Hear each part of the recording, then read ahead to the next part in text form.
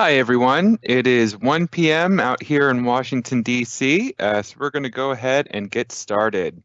Welcome to the Federal Teams Training today. We're happy that you're with us here today, and let's go ahead and jump right in. Today, we're going to be covering smart meetings.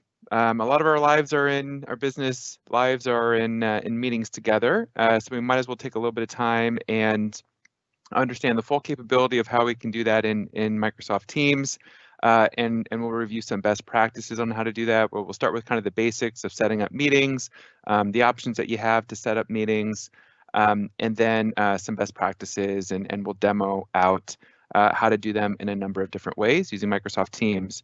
You'll also notice if you haven't been to one of these training sessions before, this type of meeting is a little bit different than a meeting that you might have been to, when you set up a Teams meeting with your, with a few people at work. This is a broadcast, so we have Shane and myself on our side doing more of a one-way broadcast out to all of you. A typical Teams meeting, this type of meeting can broadcast out to a lot more people than a standard Teams meeting can. So that's the reason that we're using this over a standard meeting, so we can reach a lot of people. My name is Adam Schau. I'm a customer success manager on the federal civilian team here at Microsoft. I work with my federal customers to help them adopt and use Microsoft 365. And especially there's an emphasis on Microsoft Teams, as Teams really brings together all those different applications in Office 365, Microsoft 365 into one place. In addition, I've got Shane Jaspersi on the line with me today too.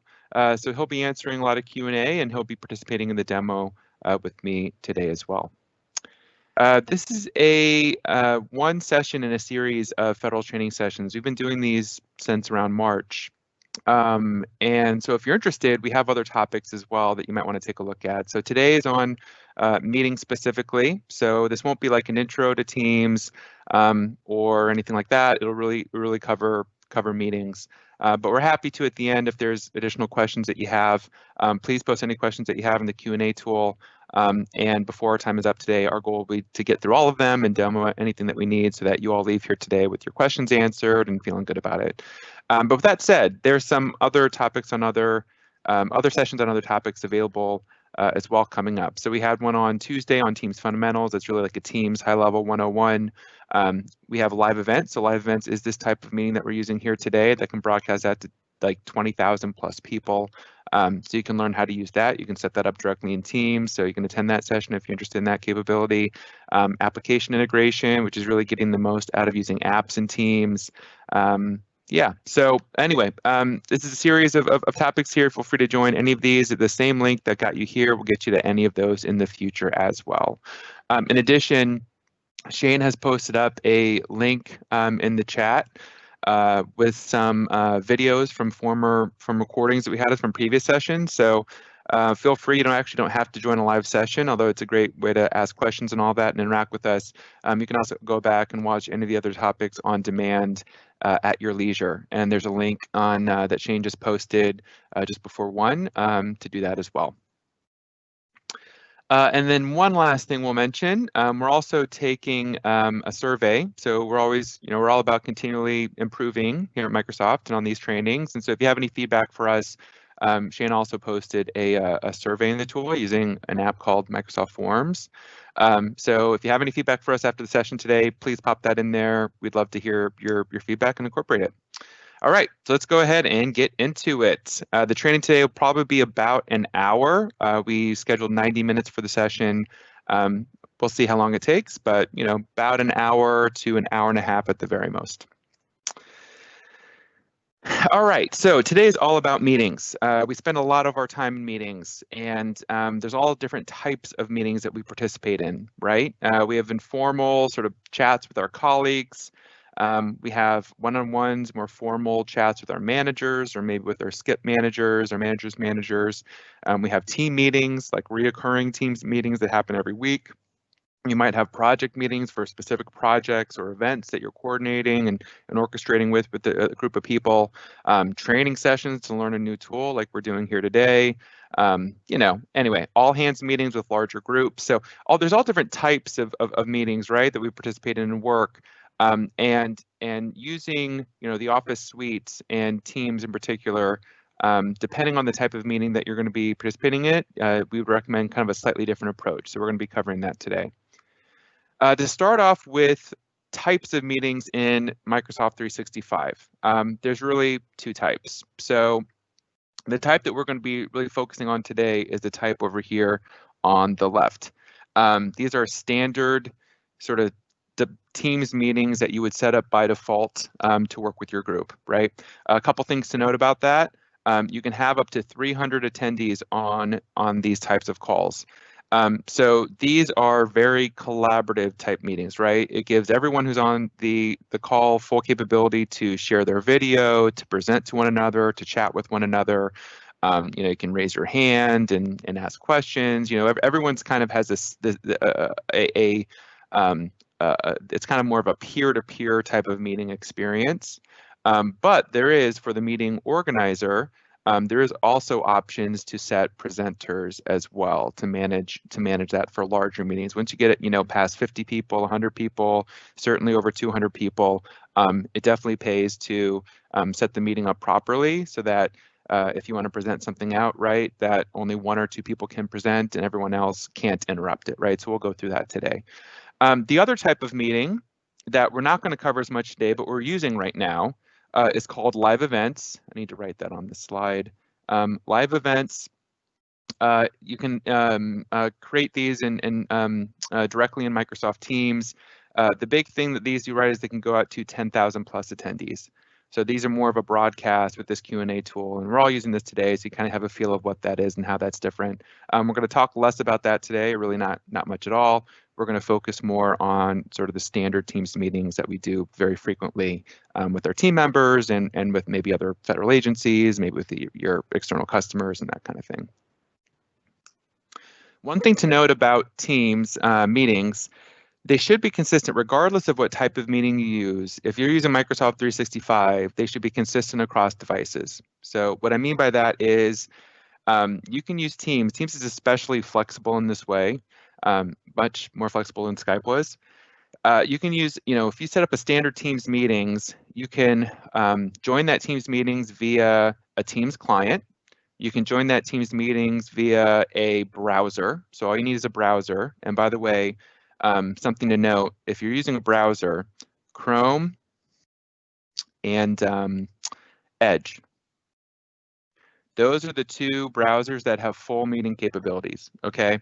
So you can use Teams in like Firefox or Safari or something else, IE, but if you want the full meeting capabilities, you actually have to use one of those 2 browsers to join a meeting, participate, share your video, all that good stuff. It takes one of those. But so you can join via browser, you can join via Teams client. If you have the app on your mobile device, there's a really nice Teams app. Highly recommend that if you have access to that through work to download it. It's just a really flexible, intuitive Teams app. It really mimics the Teams experience that you have on your laptop, on your computer. And you can easily join via there. And then in addition, if you have it set up, you can also join these meetings through like a phone line, but you do have to be licensed for that. So some of you may have that ability to do that, some of you may not. So, but there's a lot of different ways that people can join is sort of the point here. And it's device agnostic. Whatever device you have, you could do it on an iPad, you could do it on your computer, you can do it on your mobile device. It all works. So a big kind of point before we dive into the demo here is really talking about what I call like end-to-end meetings in Microsoft Teams. And Teams is really different and unique from what Skype was in the past in this way. So when I think about setting up a successful meeting, forget about the technology. I just need to have a meeting that works with people, right? These are the 3 things that I need to do. This is what I think about. Well, 1, I want to be able to set that up initially and share any pre-read docs or any documents or information that I need to send with the team ahead of time. So for more structured meetings, this might be like a full agenda. If it's like a day long meeting, or maybe you're having a week of meetings together, You certainly want to share the agenda out so people are clear about what's happening when, and people can join when they need to, and that kind of thing. You might send out pre-read documents, so instead of taking up an hour together talking about the pre-read documents, you can share those ahead of time and just spend the 15 minutes or whatever you need to actually make a decision, as opposed to talking about what's in documents ahead of time, right? So sharing those kind of stuff out beforehand. You need to do that in order to sort of set yourself up for success during the actual meeting. And then during the actual meeting, you need all the capabilities that you'd expect, right, from a virtual meeting technology. So you'd want to be able to share your screen, share your video, chat with one another, have people come off mute and just sort of naturally respond, just like you would in a meeting room together. You want all those capabilities virtually as well. And then once you're finished, post-meeting, you want to follow up with any action items that you have, right? And this is important.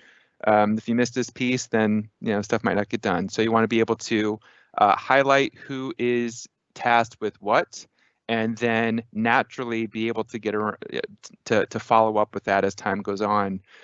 What's really nice with Teams, as we'll show and demo here in a minute, if you have a recurring meeting, this all happens naturally in the same place. So when you initially set something up, right, you use that same bridge then that you actually meet with, and use that same bridge to follow up with any action items. And then before you join your meeting, let's say if it's a weekly meeting, before you join your meeting the next week, you have access to all of this stuff before. So it's not like a new bridge, it's actually using that same space where you met before with all of the comments that you all had, with all the documents that you shared. And then you can easily go back and see what actions there were from previously and follow up with that naturally the next week. So it makes recurring meetings like a breeze. It really makes it nice. And what I mean by that when I say bridge is, here's just sort of a pic of what this looks like in Teams. We'll demo here in a second. And you'll see here some of these IMs. This is my chat, okay? So this is showing chat. Some of these are chats with people. So what I mean by that is you have like, this is a chat with Deborah. This is a chat with a group. This is a chat with Bob.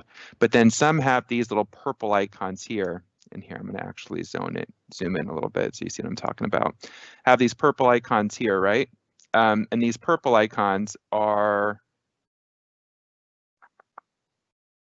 whatever, you get the point. The purple icons are the calendar icons. That means it's a meeting, and that means it's you can use that same place to come back to afterwards for the next recurring meeting. So we'll go through that here in a second.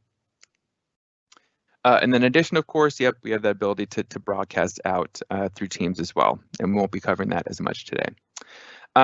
Last thing before we get into the demo, the meeting should just work, right? So when you set up a meeting, you have this, if you're using Teams only, or if you have access to Teams, hopefully you have the Teams button in your Outlook.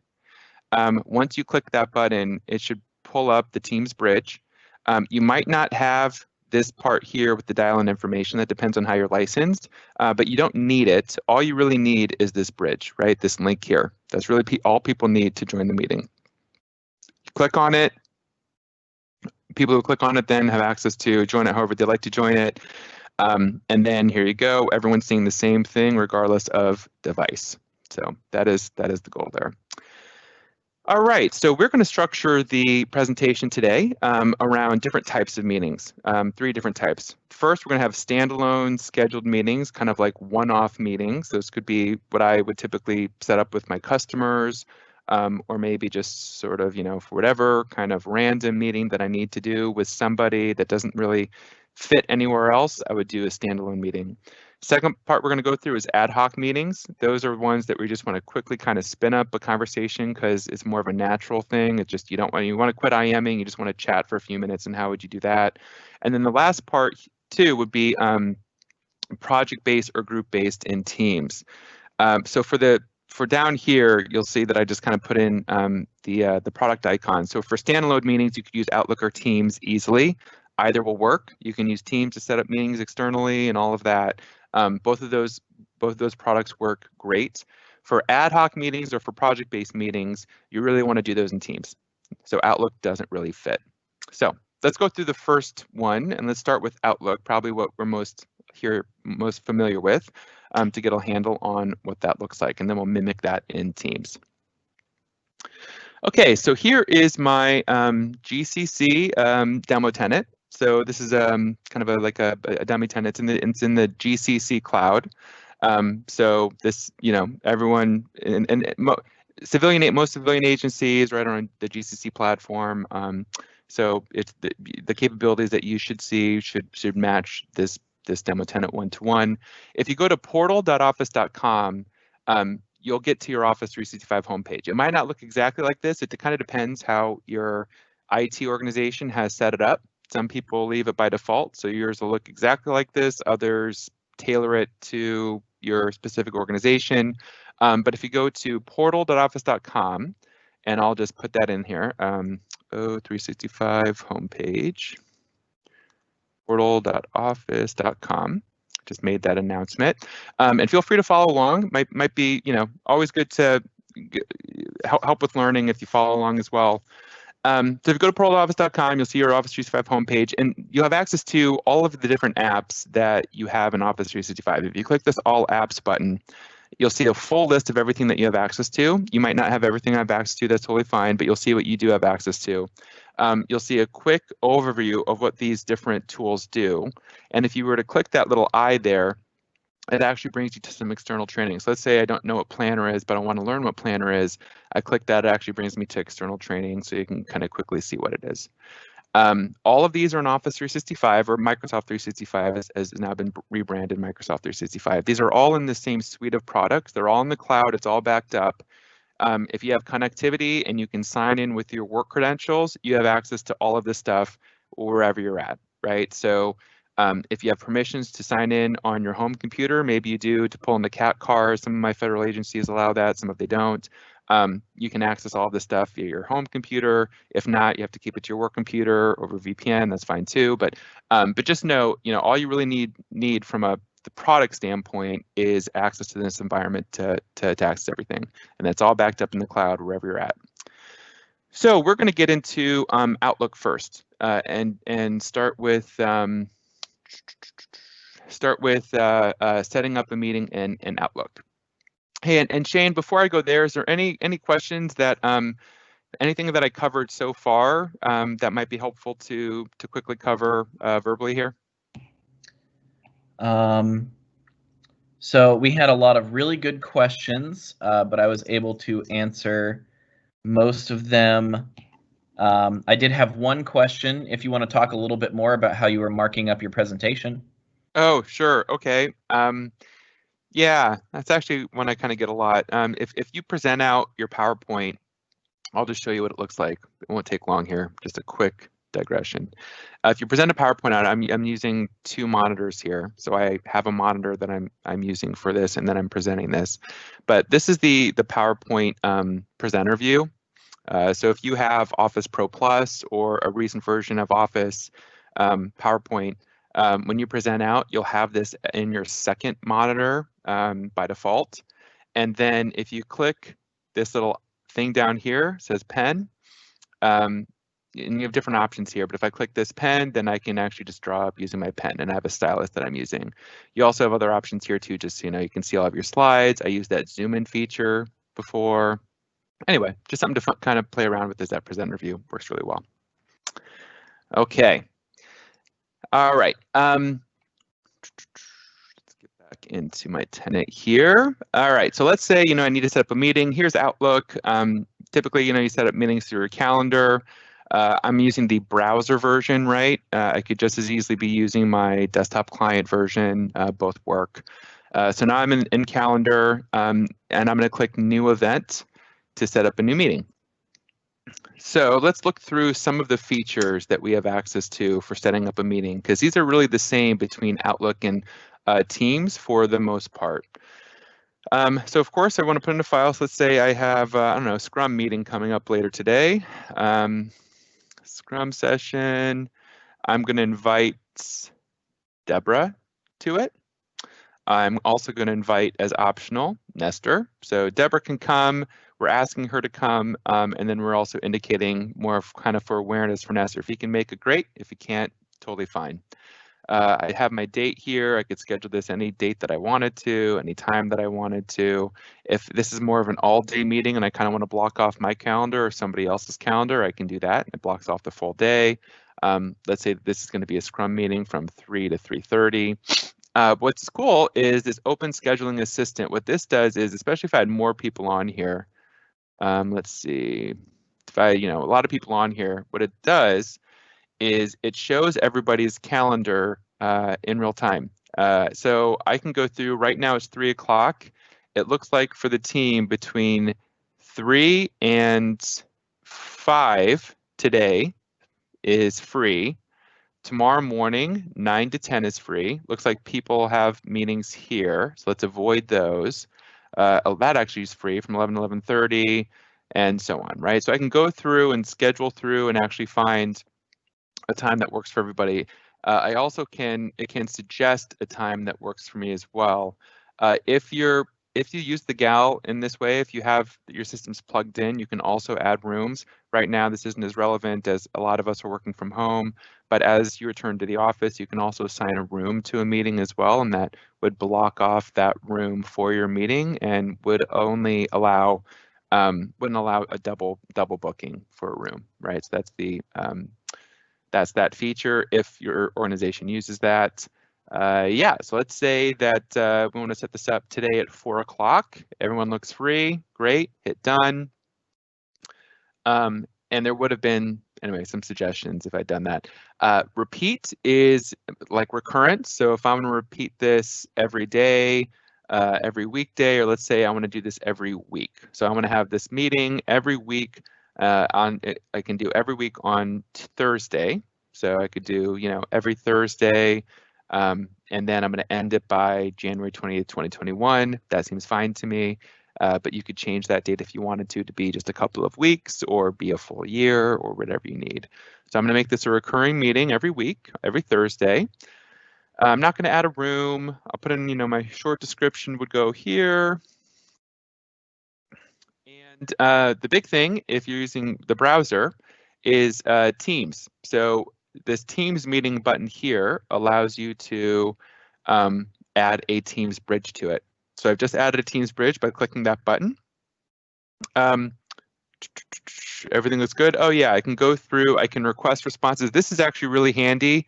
If you all don't use this much, by default, it will always request a response to a meeting that you send out. So that means you'll start getting a bunch of emails in from the people that you invite to the meeting. Now, sometimes that's good, right? Because you want to track who can go to the meeting and you want to keep close tabs on that.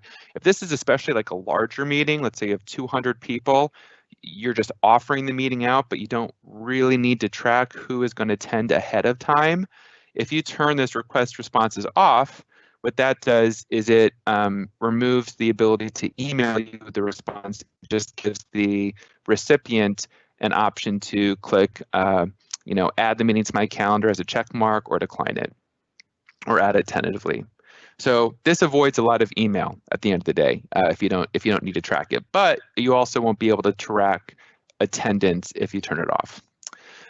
Allow forwarding would be just if you want to allow people to forward the meeting along. If you don't want to allow any forwarding, you can easily turn that off, and then you can also hide the attendee list if you want to kind of keep it more private. I don't know if you all use categories. I tend to use categories quite a bit. If this is associated with one of your categories, you can mark it that way, and then you can easily search via category in Outlook as time goes on. And I'm going to have this as busy. That sounds great. And let's go ahead and fire it off. The remind, I didn't go through that. Everybody will be reminded 15 minutes before. You can add that longer if you want people to get a notification half an hour before, or something like that, or whatever, you can do that too. So we fire that off. And you should now see this new meeting pop up on your calendar, right? So this is my Outlook calendar. If I click it, it shows up and I can click join and has a little Teams icon there showing that I can join via Teams. So that's how I would join. I would set up a calendar in Teams. In addition, if you used your actual calendar in Outlook in your client, yours would look something like this. You set up a new meeting. You go through and add all the same stuff, and we'll go through it again because really it's all the same options that we had before.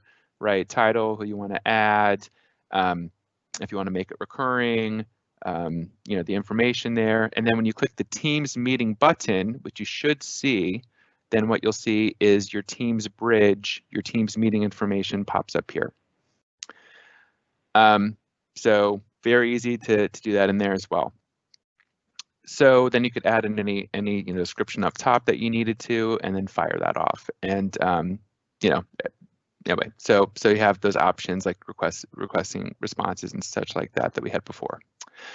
Now in Teams, the meeting options for the actual meeting, those are actually in hyperlinks in the meeting bridge. So this kind of comes up as questions a lot, like how do I go and, you know, change a lobby or change presenting status? You know, how do I do that in Teams? You can do it either in the Teams client or via Outlook through this meeting options button. So let's actually explore this. So I'm hitting Control and I'm going to click it. And we'll see, open up in a different browser. Here we go. So these are the options for the meeting that we're setting up. So you can see here what the options are. So I can choose to have, and actually I'm going to do this. It's better. I'm going to actually do this in. I'm actually going to do this a different way. Okay, we'll get to that in 1 second. All right, so let's go into Teams and set this up in the same way. So I'm opening up Teams. Now, first thing I'm going to notice in Teams, I set up this calendar, you know, the calendar block recurring meeting, and that's showing up in my Outlook calendar. When I go to my calendar in Teams, the calendar in Teams is a mirror image of your Exchange calendar. So this is the same calendar that you have in Outlook. So this that I just organized through Outlook now pops up in Teams at 4 p.m. Okay, I can click this. It shows up all the information that I put in before, and I'm going to show you the meeting options from here. All right, so I click that. So here are the options that I have for setting up the meeting properly. Okay, and the options are pretty simple, as you'll see. You just have a few, but they are good to review and good to use regularly. So first is who can bypass the lobby. So every Teams meeting has a lobby set up by default. This is really asking who do I want to use the lobby or not. So if I click everyone, that means that the lobby isn't being used because everyone bypasses the lobby by default. So really nobody ever stays in the lobby. I can choose that people in my organization and people that are federated with my organization or people just in my organization can bypass. So the way that would work would be anyone at Microsoft for me would be able to get directly through, but any external agency, any of my customers, anybody else that's not a Microsoft would not be able to get through. I would have to accept them through the lobby for them to join. And then finally, only me means I'm the only person that joins. So, you know, I am the only person in the beginning of the meeting that is in the meeting, and then I would manually admit in every single person that I want to join the meeting. So that's kind of the most secure way you can do it. So who can bypass the lobby is kind of the first decision that you can make. If you want to let callers bypass the lobby, you can allow them or not. If you want to announce callers, you know, that so it pops up showing that callers are joining, you can do that as well. And then this is a really handy option, who can present. So by default, in a standard Teams meeting, and a Teams meeting can have up to 300 people, right? Everyone can present. So especially if you're having larger meetings, that can get kind of out of hand. Okay, so the organizer, the presenters really have different ownership capabilities in the meeting than attendees. There's two different types of attendees in the meeting. There's the presenters and the attendees. And the presenters can do things like mute everybody in the meeting. They can do things like present, obviously. So they have more ownership capability in the meeting. Attendees can't present their screen. It won't allow them to present their screen. They can't mute other people. They can mute themselves, but not other people. And stuff like that. So anyway, so this is good. So if you want to have more ownership over the meeting, you can click only yourself as the meeting organizer. And then during the meeting, which I'll show here in a little bit, you can actually promote people on the spot. So if you have somebody else that needs to present something, it's just a click of a button to make them a presenter, and then you're good to go and that person can present in real time. And that's kind of similar to Skype if you use Skype. All right, so I click save. So now my meeting is set up properly the way that I want it set up. I have a little done here, so I can just exit that out of this. And again, it's a little different because it's in a browser, right? So like a little bit different than Skype if you're used to Skype. And now my meeting is good to go, ready to go. And let's actually add Shane here too, because I want Shane to participate here with me. Send the update. Now Shane's invited to this meeting. And let's go in and join the meeting and actually take a look at some of the options that we have in the meeting session. And Shane, when you have a chance, would love for you to join in here too. All right, so first thing to point out is this is what I call like the powder room. This is the initial setup screen that you will always see when you join a Teams meeting. This is really handy. I think this is really key to having a good experience in Teams, is getting yourself properly set up before you join. So you'll see here, I'm going to quickly go through what the options are. This allows for a video. If you want to put on your video, you can click that and your video will pop on. This allows you to be muted or not. And then devices, this is really sort of the key one. When people are having trouble joining, listening in, speaking, it usually has to do with how their devices are set up. So getting your devices set up before you join the meeting is really important. So you'll see there's really two options here. Well, I guess three, but for audio, there's two. One is the speaker. So this is the device that you are listening to from. So like, you know, this is like your speaker that you're listening to. Then you have your microphone. That's what you're speaking into. And then you have your camera as well. So I have a bunch of stuff set up here at home. So you see I have a headset. This is what I'm actually using now to talk with all of you. I also have a speaker phone that I have on my desk. So if I don't want to put my headset on, I can use that. And I can use the speaker that comes in my computer as well. So I could click any one of those. I'll keep that as my headset. And then you notice you can actually choose either the same one or a different device for your microphone. I don't do that very often, but sometimes people do. If they want to listen into one device and speak through another device, you can set it up that way as well. So again, same kind of option here. And then I have a webcam as well as the camera that is locked into my computer, so I can add whatever I want. So like, you know, let's say I'm using this camera, I'll use that one. And okay, so now that I'm properly set up, the other things to note down here, you might see some of these might look different from you, they might not. Audio off means like if you're actually in a meeting, in a room with other people, and other people, you know, someone else is managing the meeting, managing the audio for the meeting, and you're just joining to kind of see who's on, see who's presenting information and that kind of thing. Clicking this audio off is a surefire way to prevent you from being the person who gives the room feedback. You know, when somebody joins, it just starts going echoing, bouncing around the room, and people are like, oh, and it starts screeching. If you join with audio off, that means it completely shuts off any audio on your device, so you can be there in person with everybody. You can participate in the virtual meeting as well and kind of see who's on and that kind of stuff, but you won't be screwing up the audio in any way. So that's what's nice with that. Phone audio, if you're licensed, if you're set up, if this is a phone, if there's a bridge capability attached to this meeting, you can choose for it to dial out to like your cell phone. So I used to use this a lot, you know, kind of pre-COVID when I was in like a coffee shop and I didn't want to join with my computer. I had my computer out in front of me, but I had my cell phone handy. So what I would do is I would join via audio on my cell phone, but I would use my actual computer to, you know, view sharing my screen and all that kind of stuff. So that's the option to join via audio from your phone. And then if you have Teams set up for your rooms, you can also have a really nice experience to set that up naturally by adding a room.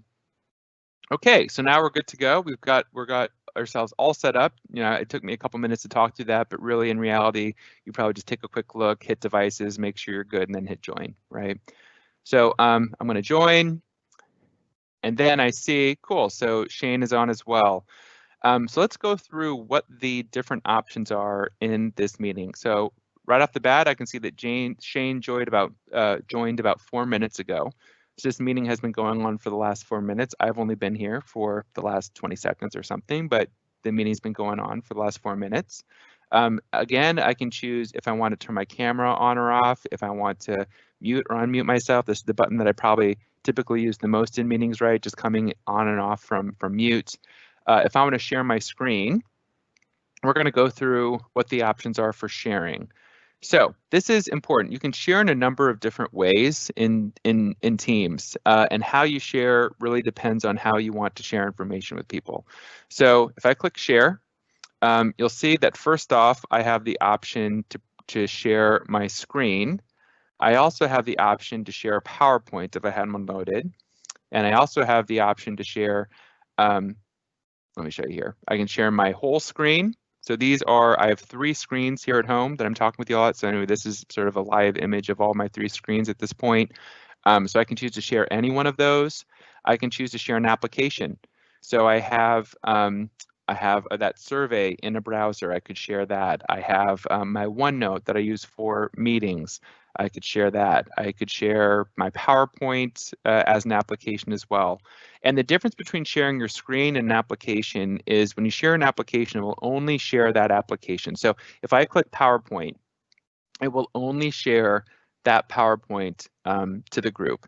So the group will never see anything that's not in PowerPoint. So like for instance, if I only have one screen and I have my PowerPoint up on like a corner of my screen, so it's taking up, maybe a quarter of my screen space, and then someone else starts firing emails to me and emails start popping up, or Teams starts popping up and stuff just starts popping up everywhere, people on the other end will not see any of that. They will only see what's on the PowerPoint.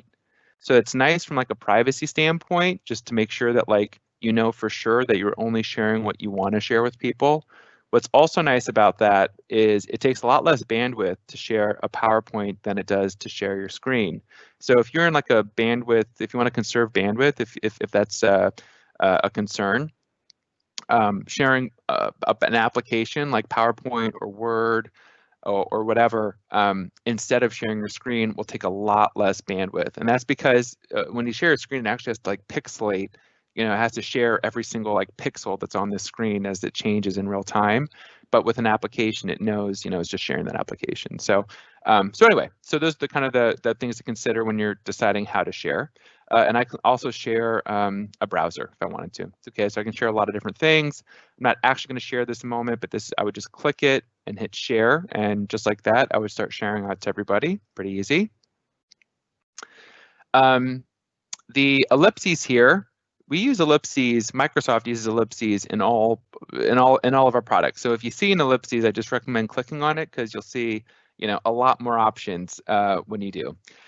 So let's go top to bottom here. So one is show device settings. So that's what we already reviewed in that pre-screen. You can also go in and change your devices from the Teams meetings directly. I can show meeting notes. So this is actually a wiki that's included with every Teams meeting. If you decide to use it, you click take notes, and what you'll see, if you used wiki in Teams before, basically the same tool pops up here on the side and allows you to add notes directly to the team. So like, let's say that this is a recurring meeting, and let's see, I would do smart meeting notes or something, and then I can go in here and put in bullets and just make a bulleted list of all the notes from today. And then let's say my next training is going to be over Teams fundamentals. I can add that section for next time, and I can add in more bullets there and whatever. So it's a note tool by section, and everyone can go in and participate and edit it that is in the meeting. So it's kind of a handy way to just keep meeting notes that everyone has access to, that everybody can see by default in the team meeting. So that's nice. I can show meeting details. This shows the meeting details information. So like what the title of the meeting is, what the dial-in information was, if I need to do that for whatever reason. If I want to dial out to my phone, again, you have to be licensed for this, but if you're licensed, if you have a phone bridge attached to this, you can put in a phone number here and it will call you and kind of transfer that meeting over to your phone. It'll transfer the audio over to your phone, which is a really nice handy thing. If you like, if you're taking half of the meeting, but then you need to go jump out in your car and go somewhere, you can quickly put in your phone number there. It'll transfer the audio over to your phone, and then you can go do whatever you need to do, with your phone. You can copy the join info down here. For some reason, somebody needs it, and you just want to copy and paste it into an IM message or something like that. You can do that too. So these are the meeting details. So that's what that does. Full screen just allows you to make the screen bigger. I don't use that often, but that's kind of nice if you just want to focus on the meeting and nothing else. Keypad is dialing out a number if you need to. Start recording. So let's do that actually. So this recording button, you'll see if I click recording, a couple things happens. One, this little red icon pops in. So whenever you're joining a Teams meeting and you see that little red icon on the left, that means that someone is recording the meeting. So watch out. You're going to be on there. It also, what's really nice about Teams, it gives you these notifications. So it says like after the meeting, you can find this recording. So it's like a pop up here. Okay, got it. That's what that means. And in addition, it gives you a header up here saying you're recording this message. Click on the privacy policy. That will stay up there until you click the dismiss. So, it's just from a legal standpoint is making sure that everyone in the meeting has a notification that they're being recorded at that time. So anyway, great. Very good. So I'm recording now. End meeting. So you can end a meeting in two different ways. Anyone in the meeting can leave at any point. Okay. So anyone in the meeting can click this little button here and hang up and leave the meeting. All good. But if you click this end meeting, what that does is, let's say you have 10 people on the line and you want to completely shut down the meeting, right? Like you don't want anybody else to stay on. For whatever reason. What you can do if you're the organizer is you can click end meeting, and what that will do is it'll completely shut down the meeting so that the meeting is stopped for everybody and everybody's kind of kicked out. So that's that option if you want to do that. Okay, so that's kind of handy. And then turn off incoming video if you're having bandwidth issues, if other people are putting on their video and it's just not working, like it's slow. You can click turn off incoming video, and that will do is it'll just shut off. It'll save your bandwidth by shutting off everybody else's video. So you won't see the videos anymore, but if bandwidth is an issue, that'll be helpful. Hey Shane, can you go ahead and raise your hand so we can see what it looks like on this side? The raise your hand feature, awesome. The raise your hand feature is this little button here. Like this is, especially if you have a larger meeting, let's say you have 100, 200 people in a meeting, it gets a lot of people to start jumping in and talking over each other. So the raise hand feature just makes that kind of a nice method of someone saying, hey, I have something to say when we have a chance, right? So right now I can see Shane just raised their hand. That little pops up there, and also this little 1 by the show participants shows me that he's done that. So if I click the show participants, it would show me everybody in the meeting. What's cool about Teams is this shows me who's in the meeting and also who is invited to the meeting and isn't here. So this is actually really handy. But I can see that Shane, so if I hover over it, it disappears, but I can see Shane raised his hand there. So I could sort of, hey Shane, what do you have to say? And then when we fully addressed his question, he can choose to take his hand off as well. While I'm going over participants here, it's very easy to add people to the meeting if we need to add someone to the meeting. So like, let's say that I need to add, I don't know, Jordan Miller. I forgot to add Jordan, and it'd be great if he could be in, or maybe we're just talking about something that's relevant to Jordan and I didn't think about it, but it'd be helpful for him to have him here. I could start typing in his name, click it there, and then what it'll do is it'll call out to Jordan. He's unavailable because he's not logged in at the moment, but if he was logged in, it would actually call him. It'd push out a notification to his device. It'd say, Adam is asking you to join a meeting. Do you want to join? And then it's up to him to click yes or no. And if he clicks yes, it'll pull him directly into Teams and we can just start chatting immediately. So it's a really nice, intuitive way to add people to a meeting. Also, these other 4 people here, none of them are online. So it won't really, I can't pull any of them in because they're not online. But what's cool about Teams, if I click this little ellipses over here, I can click ask them to join. So what this is handy with is if you see like who was invited to the meeting, but like let's say that they're green, but they're just like not in the meeting and you want them to be in the meeting, you can, instead of like having to IM them, you just click the ellipsis here, click ask to join. It'll pop out the meeting request to them, the notification to them. They can choose to click it or not, and then it'll pull them in. So sometimes people just forget to join a meeting, right? Like, you know, just the next, you know, the 2 o'clock rolls around and they're in the middle of an email or something and they forget to join. It's kind of a nice way to just pull people in and ask them to join if they forget. And then lastly, there's team chat. So Teams chat is very similar to standard Teams chat. You have all the full functionality here, right? So you have rich text features like you can bold stuff and bullet stuff. You can @mention people. So @mention Shane. You know, what do you think? Something like that.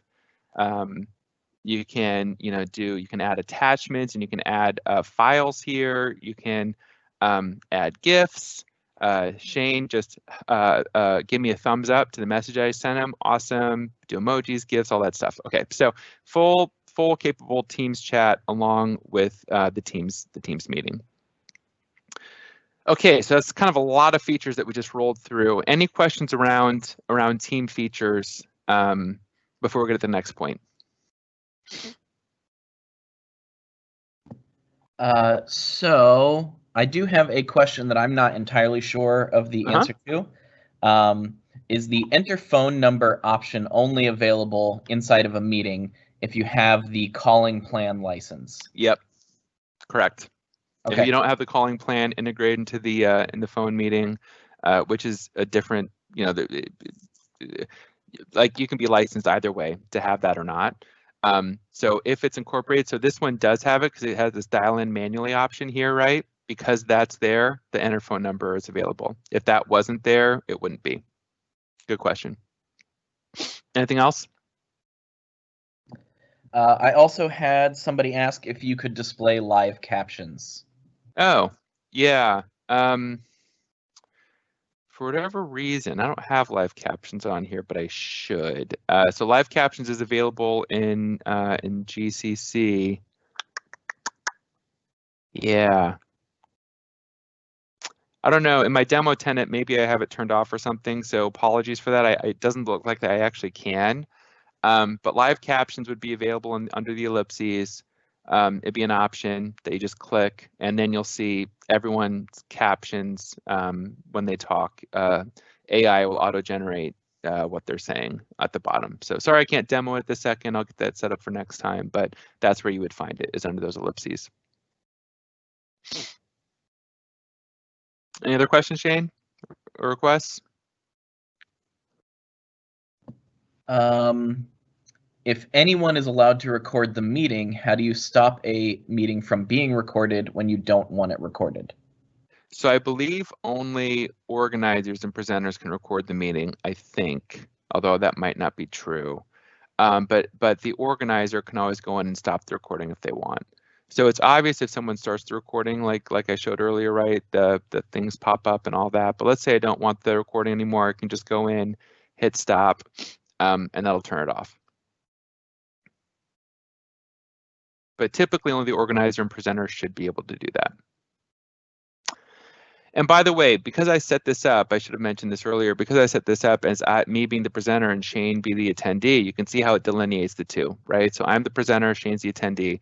If we had 100 people in this meeting, you know, I would be the presenter and there'd be 99 people as attendees. And if at any given point, if I wanted Shane, Shane, can you actually try to record the meeting while you're an attendee just to see if it works?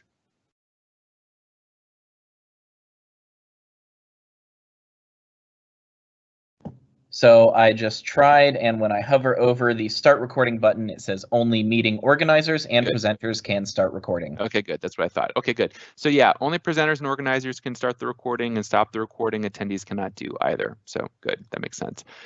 So if I click this, because I'm the presenter, I have options for Shane. I can actually lower his hand if I want to get that out of the way. I can remove him. So he can't remove me. As an attendee, you could never remove a presenter, but a presenter can remove an attendee. Let's say somebody's just, for whatever reason, you need to kick them out. You can do that. The last thing here as a presenter is I can make anybody else a presenter as well. So if I click this button, make a presenter, it's just saying, okay, now Shane can present. So now Shane pops up from attendee to presenter. So before Shane couldn't present a screen during this meeting, but now he can. And now he can also mute people and stuff like that. So yeah. Okay, any other questions, Shane, or requests? The only other thing is just something that I've been doing a little bit of research on, and so I'll just answer it live. Is it possible to use an integrated OneNote page as the meeting notes tool instead of the built-in tool? We like the searchability, formatting, flagging, etc. tools available in OneNote. And right now, no, there's no way to have that as a built-in meeting notes tool. But you can have OneNote in Microsoft Teams. So for example, if you have a meeting and you, in the chat of the meeting, you can add OneNote as a tab if you wish. But for the actual meeting notes tab, there's no way to change that to a OneNote right now. However, it has been suggested, and it is something that we are looking into, but right now it is not available. Yep, very good. That makes sense. There are other ways to share OneNote with people, but yeah, not in that way. All right, let's go ahead and close this down. That's pretty much all the features to have a great Teams meeting that you need to know about. So I'm going to actually end the recording. So I'm just going to completely end this here. You'll see sometimes you get, not every time you'll get this, but sometimes you get a survey on whether the how good the quality was on the meeting. Take a second and fill that out, because that actually feedback goes directly to your IT team, and they can see what people's experiences are in Teams, and that helps for a lot of reasons. Helps them make sure that that they're doing that's well. Okay, so now we have this little meeting button up here under recent. We have this meeting icon, and it says Scrum session, right? So this is the chat area, the ongoing, I call it a bridge, but like the ongoing space where that meeting occurred. Remember how I set this up as a weekly meeting, right? So next week we would actually, it's another invite on our calendar, but when we click that, it would actually just re-engage this meeting, re-prompt this meeting, so that for ongoing meetings, people use every week this same space. So every week I could go through, I could see what notes were shared the previous meeting. So how I mentioned earlier that the ability to share files initially is very important, right? Like if you want to send any pre-reads, I could have done that here. I could have gone upload from my computer, from OneDrive. Let's say I want to do a meeting agenda. Click that, say like, hey everyone, here's the agenda for next week. Pop that in. Now, initially, a week ahead of time, people can see what the agenda is. If I wanted to call anybody out, like let's say I put Shane in as a presenter next week. Shane, please review and prep for next week's call. Now, Shane gets that notification that he is going to be a presenter for next week. He can go in and he can see this meeting agenda. If he wants background, let's say he missed the last meeting, you'll see here this meeting recording also popped up as a chat. So that's really cool, because like as you have recurring meetings over time, if you record those meetings, all you have to do is scroll up to find the meetings that were recorded a week before, or 2 weeks before, or 3 weeks before, and they're all directly accessible here. So you can click this and you'll be able to watch this directly in Teams if you just want to kind of click and scroll through it. Okay, so it'll pop up, and anyway, that's the meeting that we just had. Also, I can choose to open this in Microsoft Stream, or I could share it and do other stuff. But I could also choose to open it in Microsoft Stream. And I think this is worth just covering briefly in the meeting section, because Microsoft Stream, if it's enabled, this is how your video files are stored in in Microsoft 365 and in Teams by default. So if you don't have Stream set up, you still have the ability to download that meeting recording and share it however you'd want to record it, or sorry, share it however you'd want to share it. But if you have Stream set up, which I highly recommend that if you don't have it set up, bug IT to get it set up, because it's a great tool. So if you have it set up, you can go in and watch, this meeting and other meetings that people have that are shared with you directly in Stream. So here's the Stream product. This is the version of Stream before. If I wanted to, I can do things like if I share this with other people, they can make comments on it. So it's very similar to like an organizational YouTube. It's really kind of built in that way. You can like videos, you can add stuff to your watch list. So if other stuff people have shared stuff with you, you want to watch later, you can click that and add it to your watch list and have it just to access easier later. Because I'm the owner of this meeting, I can share it with other people. I can do little simple video editing things, like I can trim the videos. Like let's say I have 5 minutes in the beginning or 5 minutes at the end that I want to cut out. I could do that pretty easily. I can edit the video details to add more of a description.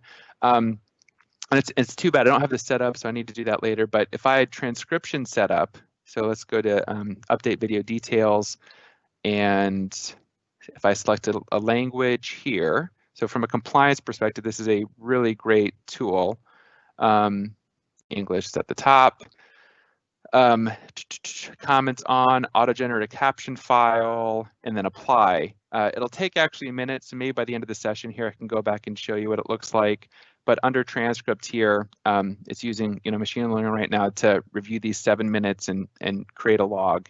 And basically you can go back and see, it'll be a transcription of everything that we said, and you can go through and search and find and search the transcription for stuff that you care about, and it'll rewind you and forward you to those places.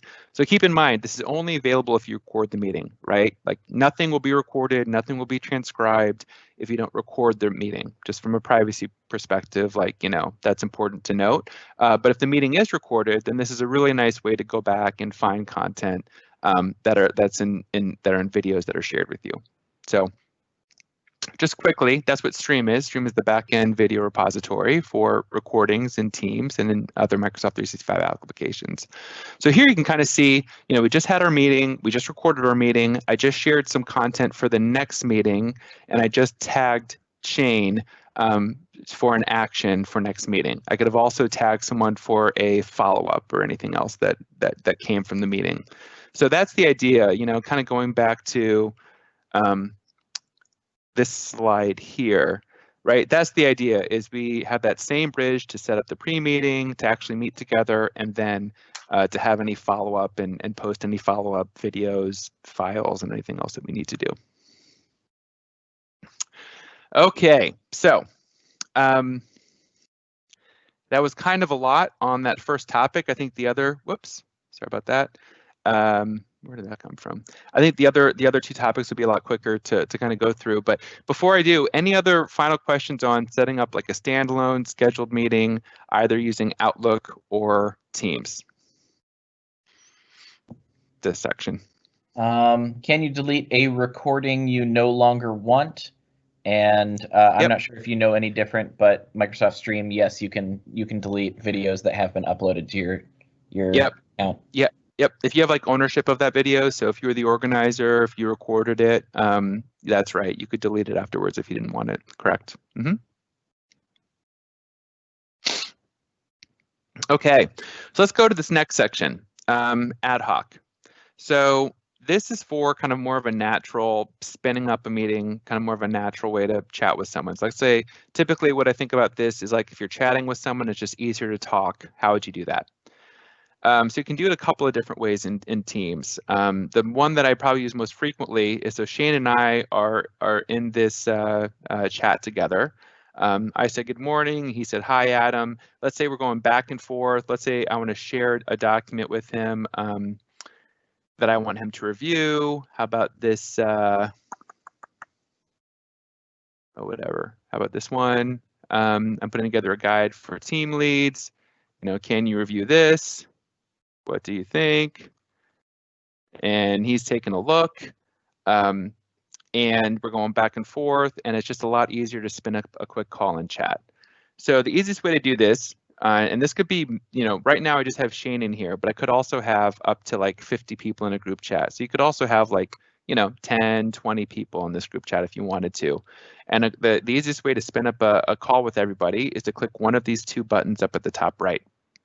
So this is the video call icon, and this is the audio call icon. If I click the video call icon, it'll spin up a video call and it'll ask him to join. He chooses if he wants to share video or not. I would share video by default. If I click the audio icon, then what it does is it just gives him a call. And again, if there were like 50 people in this, it would call 50 people, right? And then he can choose to join, and then quickly we have that same meeting space that you saw before. Now we have this to work in, and we can share our screens and we can do everything else. So just a really easy way to just spin up a quick chat with someone for a couple of minutes or however long you need to chat in real time. The other way that you can do this is through a channel in Teams. So let's say that Shane and I are in this Teamwork Champions group. So this is a group that I set up earlier. This is actually something I do with a lot of my customers. I recommend if any of you have a champions program at work, if you don't have one, reach out, let us know. Maybe it's something we can help you set up, because it's great to have a group of people that are really interested in Teams, in collaboration in general, and Microsoft Teams, as one tool of many to collaborate together. So anyway, so that's what the Teamwork Champion group is in this demo tenant at least. And let's say that we're doing some Q&A, and I have like at Shane, can you help me understand something in Teams, understand this thing in Teams? And really, let's say there's like 30 people in this team, and people could be popping in and could be replying to this and could be doing all of that stuff. So let's say it's an active conversation and people are participating, and we want to just have a quick chat about it. So, this is a very kind of like, almost think about it like if you're in a physical office together and you want to, I know it's virtual, but if you kind of think of it the same thing, like you're in an office together, you're in a team together, and you end up having a lively discussion about something. Well, instead of just IMing, maybe you want to chat. How could you do that? So this little down here, there's a little icon that if you click, it will actually spin up. Whoops, there's me. Hi, everybody. They can spin up a quick meeting in Teams. So if I click that, I could actually add a subject if I wanted to. So I'd say like quick sync on on Teams capabilities. I could choose to schedule this later, or I could choose to or I could just spin it up in real time right now. So let's spin this up right now. Click Meet Now, and now I have a meeting in my Teams channel that anyone in my Teams channel can participate in. Anyone in my Teams channel can participate in, but only if they're part of the team, right? Only if they have access to that channel. Anyone who's not in that Teams group has no idea that this is happening. And what's cool about this is you can just quickly spin up, a private meeting like for that team, a quick chat with people in that team to talk about something. And people can jump in. Everyone, it's hard for me to show, but everyone will easily see that this meeting is happening. Hey, there we go. So see how there's this little icon on the right here with this video tab. So like, let's say that I'm just, working in Teams right now, and I see this little video icon here. That means there's a meeting happening in that channel. And let's say I'm interested in it because I'm interested in some of the questions and answers regarding Teams, and I kind of like want to join and participate. So what I could do is I could just click on that channel, click join, and it would pull me directly into this meeting. So, you could have, right, 1,000 people in a team. I've one of my customers has like 2,000 people in their champions group team. And people kind of, can do this whenever they want. Spin up a quick meeting, any number of people can join. If 2 people care about it, 2 people can join. If 50 people care about it, in real time, 50 people can join. But it's a very like informal kind of ad hoc way to just virtually simulate like an office chat, with a group of people that are in the office, kind of is how I think about it. So there's the another way to spin up like an ad hoc kind of informal meeting with your group. And those are really the 2 primary ways, right? Through chat and through channel. All right. Any questions around that, Shane, before we move on? Not right now, you're good. All right, so let's go to this final one, project-based or group-based in Teams. So kind of with that same idea, you can set up a similar kind of meeting in a Teams group that's only available for that team in a channel, and schedule that ahead of time. So as opposed to doing an ad hoc one that we just did, I could kind of use the same method, but to schedule one, later today, tomorrow, next week, whenever. So let's see how I would do that.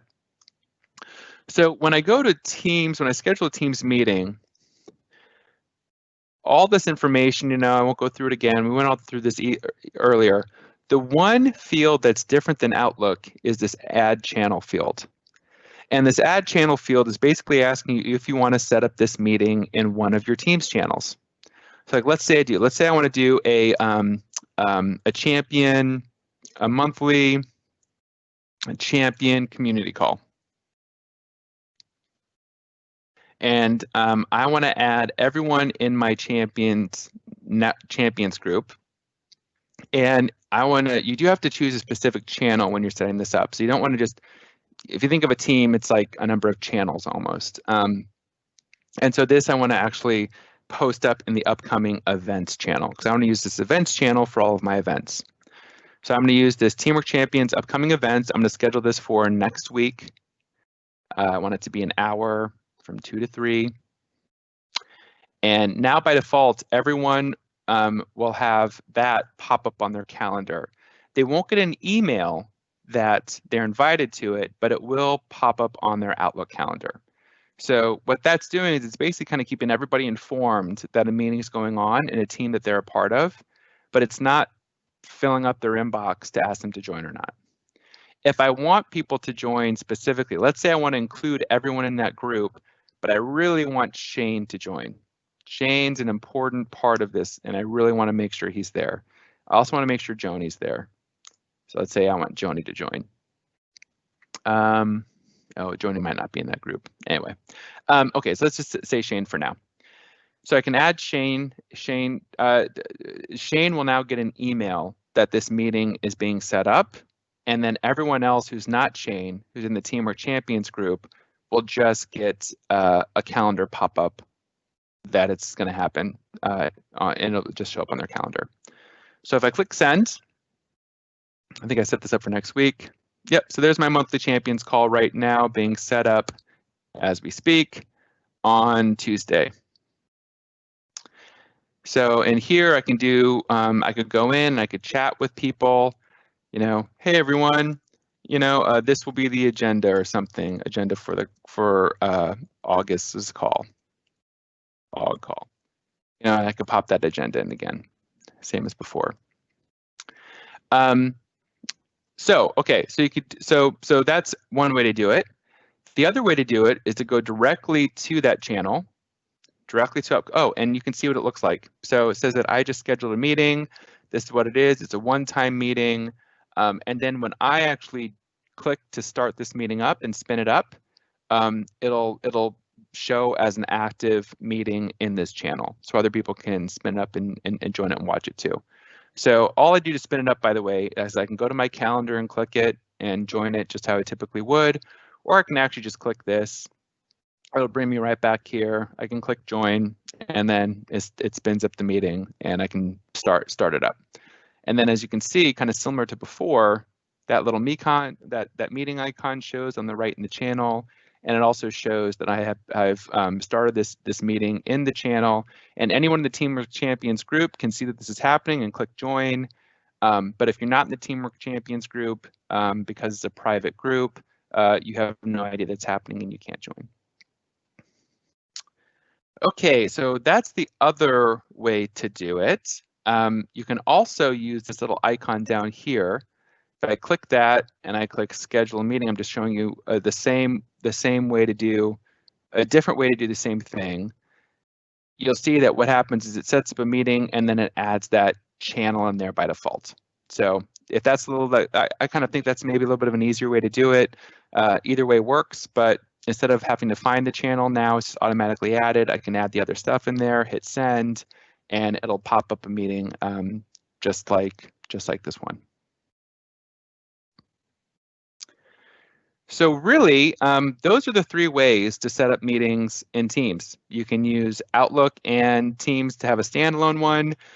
You can spin up an ad hoc meeting using chat, or you can also use it in the channel, and then you can schedule a meeting in a channel for just a group in Teams.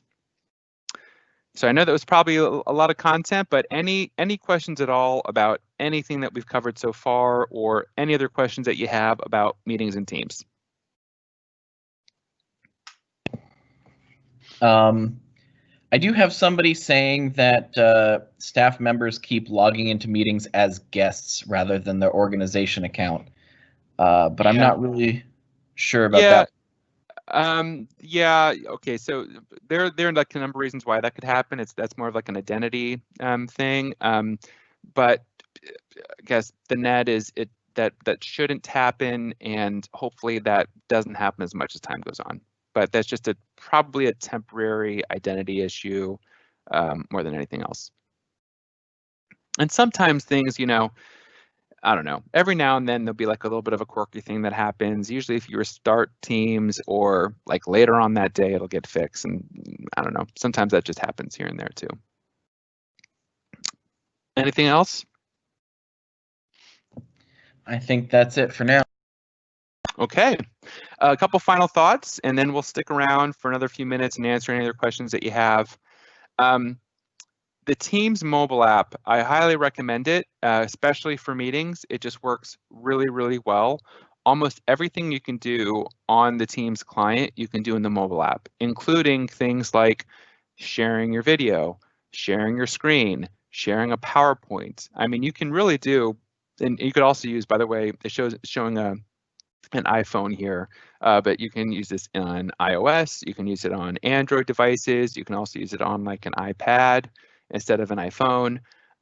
So most really any iOS or Android device this will work on, and it'll just be a really, really nice way if you want to participate in a meeting in a different way, if it's just easier for you to use your device, your phone or an iPad or whatever you have lying around.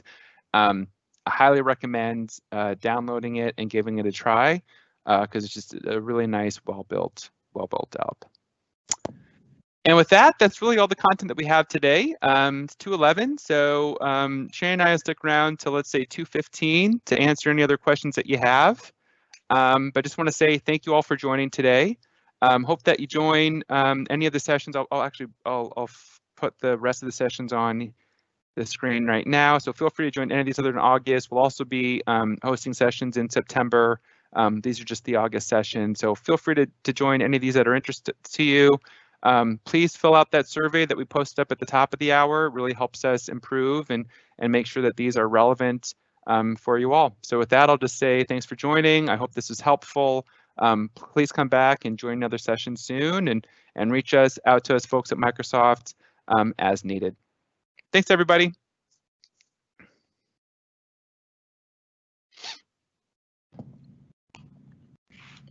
I also do see a follow-up question to something I answered earlier.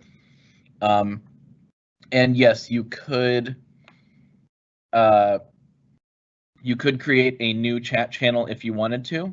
But like Adam showed, if a meeting is currently ongoing that was posted to a channel, it will have that little camera icon next to the channel name saying that there is an active meeting. So if you wanted an all day, every day water cooler meeting, you could create your own channel for it.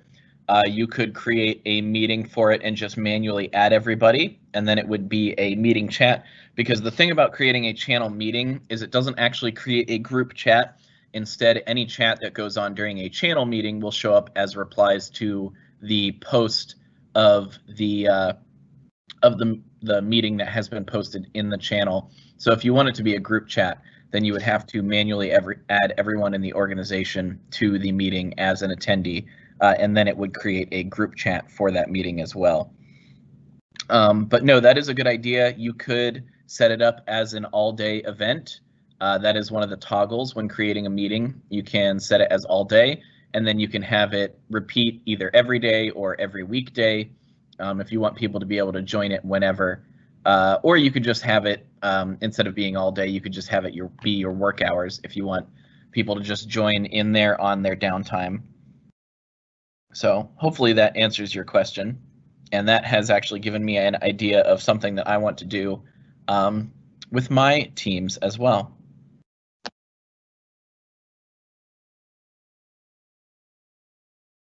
I love the conversation with Jamie, Shane, about using this as a way to have open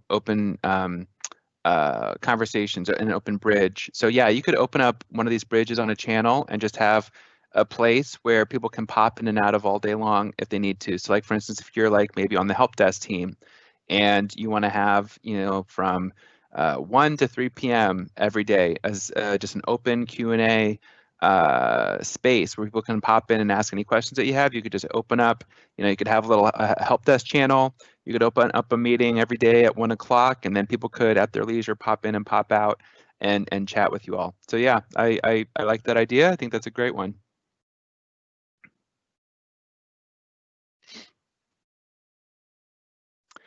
All right, looks like we don't have any other questions, and it's 2:15. So for those still out there, thanks again. I think Shane and I are going to wind down on our end, and hope to see you at the next one. Thanks all.